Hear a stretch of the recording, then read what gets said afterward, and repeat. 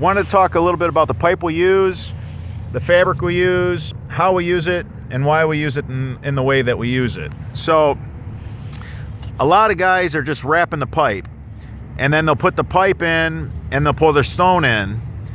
We don't do that, and I'll tell you why. This subsoil right here, if you just pour stone, let's say we just wrap the pipe right there, or you have a pipe with a sleeve or a sock on it, and now you just fill this in with stone and you put the grass back over top. This subsoil mixes with the stone, and the stone migrates into this subsoil.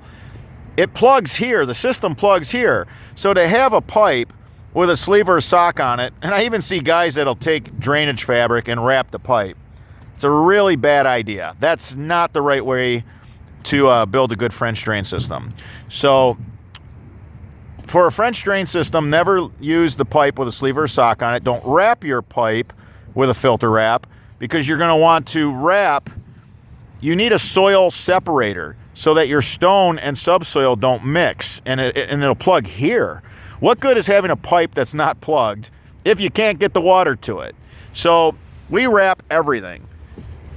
This is a soil separator. We'll have the stone and pipe, and we'll wrap it all.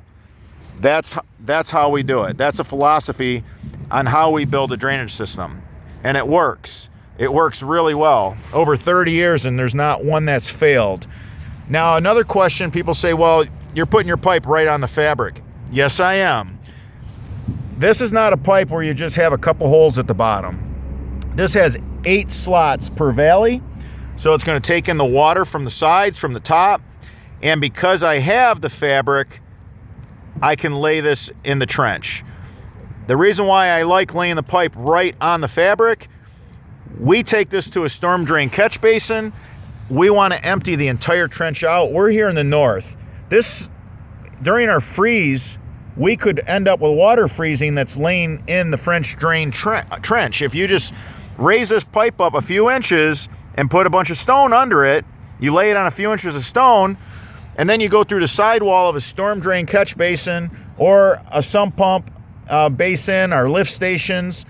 You see through our videos, all the different things that we build, you're gonna leave water in the trench. I want the pipe at the bottom. I wanna drain the entire trench out right up until the location of discharge so that it don't freeze come wintertime. That'll hurt the performance of the drainage system. So to answer some of the questions, some of the comments and questions that I've been receiving, definitely always use a soil separator. Don't use a pipe with a sleeve or a sock on it. And yes, once you have your entire trench wrapped, you can put your pipe down, as long as it's a pipe.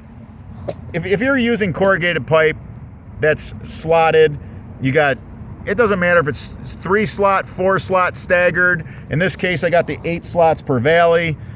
If you watch the videos, you guys know I really like this pipe. I use it whenever possible because it really moves a lot of water.